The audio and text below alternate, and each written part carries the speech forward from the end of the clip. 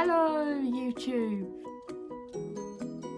It has been so long since I have uploaded a video, so I thought today I would do a more of a chatty, talky video because I have not been here for about 2 years, I think, maybe longer, I don't know. But I remember the last video I did, it was a video about me being at uni and my uni hauls and the vlog sort of thing. So this is a bit different. So I graduated from uni in 2022 with my drama and musical theatre, and it was such a stressful time for me because obviously I studied during the pandemic, the corona, so it was really difficult and it was such a different experience for me being at uni. So as an actor now, I'm obviously graduate and qualified in drama and musical theatre, which means it's time I start applying for acting jobs. Yay! And trust me, it's not that easy when they kind of say, oh, you've graduated now, you can get a job like that. No, it's not that easy. So here are basically some advice tips from myself as a recent graduate, which I wish I had known before starting uni, I guess. So probably my first tip would be watch YouTube, watch a lot of YouTube, especially when it comes to like your resume and that, because they don't teach you that at uni. No, they don't teach you how to create a resume with your headshots, your personal appearance, things like that. So I had to learn that from YouTube, and I'll link some of the videos I used down in the description that helped me so much, and I'll show you my CV, well, resume, whatever you call it. And yeah, so my second tip would be take photos of yourself, as in selfies I guess, but not selfies, so get someone else to take photos for you, share them with your friends, and maybe send them off to people who might be able to help you get an agent. And how I got an agent was really different to how I expected. So I have finally got my agent. I got my agent last month, and basically how I did that was there was this thing on Facebook which I signed up for. Bear in mind, I will say, if you're using social media, be very careful, because I've had like experiences where I've kind of been scammed, and sometimes like you can get really good deals on photos and stuff like that. So when you're like buying headshots and photos like that, just do your research, don't fall into the trap I fell into. But anyway, carrying on. So I booked in for this free photo shoot. That was the catch, free. Nothing will be free. There is always a catch at the end of it. So I went to this photo shoot, which was a really good experience. They basically told me to pick 3 outfits. So I picked 3 outfits. I picked a dress, I picked a shorts and a t-shirt and like a blouse. And then I picked something that's more casual, so a pair of jeans on the top. So I had all my photos taken, really good experience. And I go into this room with this person, and they wanted a lot of money from me, basically to have all of my photos, and basically to create a website, and at the time it was more than I could afford, but I did end up paying some money, which was quite a large amount, I'm not gonna lie, but I don't want to say it was a mistake because it's got me an agent. But basically the company that I had the photos taken with, they sent out my photos to different agencies, and I got offered a position with an agent. So I thought, that's brilliant, thank you so much. So that is how I got my agent, basically. It was through social media, through this company. But like, just be careful guys, because there is people out there that will, you know, mug you off, if that's the word. So yeah, my other tip would be get on Spotlight. You can get on Spotlight even if you're not represented. I will say, by the way, Spotlight haven't asked me to be a sponsor in this video. I'm just pointing out that Spotlight is the heart at the moment. Like, everybody is using Spotlight. And basically what Spotlight is, it's like a casting platform where you can apply for different jobs, and if you have an agent, you can link your agent to your profile so they can like put you in for stuff, and you can also nudge them if you personally think yourself you would be able to do a role. So on the Spotlight you would want headshots, which I've got on there, credits. These credits I've only recently found out do not have to be professional credits. So for example, I've just done a pantomime in December, which was so much fun. It was the first time I had a big role, and that was amazing. I did a musical at uni, which was amazing as well, and I also put that on my Spotlight.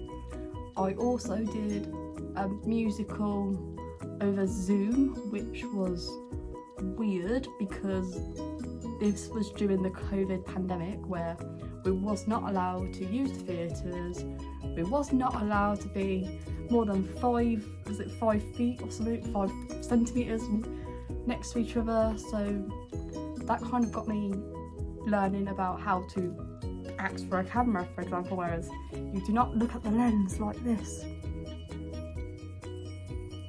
It's very uncomfortable. So when you're looking at the camera, you look over the camera, you don't look, because people don't want to see that. It's very uncomfortable. So yeah, I'd say, what was I saying? 2 seconds. Oh yeah, so I was talking about the productions, wasn't I? The credits. So your credits do not have to be professional. I also put like the plays I did at college on there. So Vinegar Tom by Carl Churchill. That was such a good play. Really good. It was probably the darkest and the scariest thing I've done, because I had to do a stunt, whereas I was basically being hung on stage, but I weren't being hung. It was kind of the whole thing where basically we had to get off stage really, really quick, get down these steep steps without getting hurt. And bear in mind, I still had a rope around my neck when I was coming down these steps, so if someone had stepped on the rope, I could have been wet. That was really scary. That was such an amazing experience though, because of how it looked afterwards, watching it back. It was insane. And I did a short film a while ago that is on my Spotlight.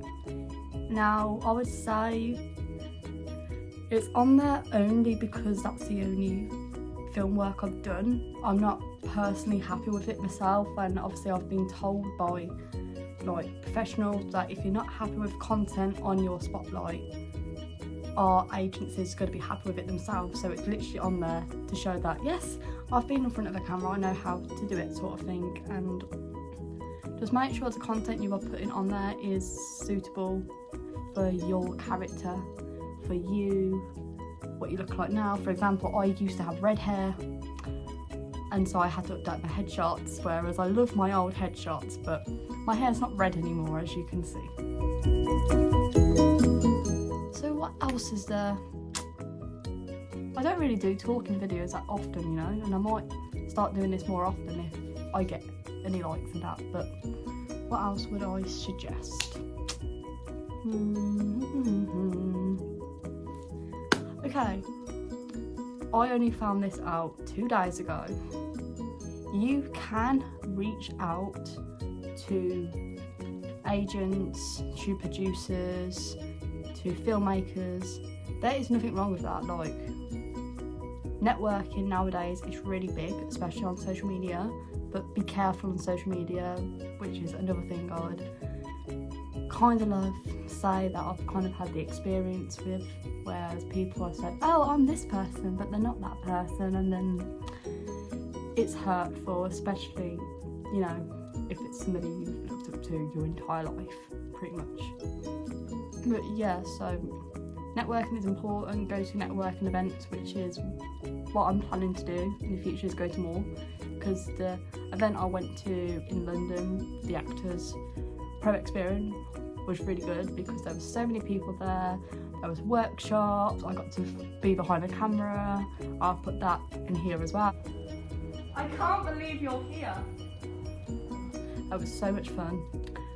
And I learned so much. Like, you can talk to agents, you can ring up producers. If you like, I don't know, if you like Stephen King's films, find out who directed them.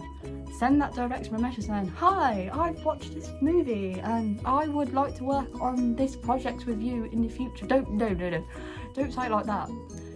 This is an awesome thing I learned, is you don't ask to do something, you show interest. So, oh, that movie you did was really good, I really liked what you did with that. That is showing you show interest, and it's kind of showing that it's something you want to do without saying, oh, I want to work with you, I want to work on that project, because no. If you ask for it, you're not going to get it.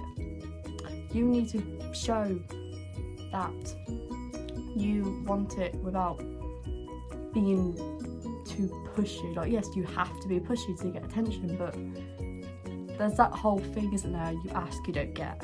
That's what my mum used to say to me when I was a kid. Oh, you can't have that chocolate bar if you ask for it. You gotta throw hints rather than asking for it, if that makes sense. I'm complete waffling here, but anyway, what else would I say?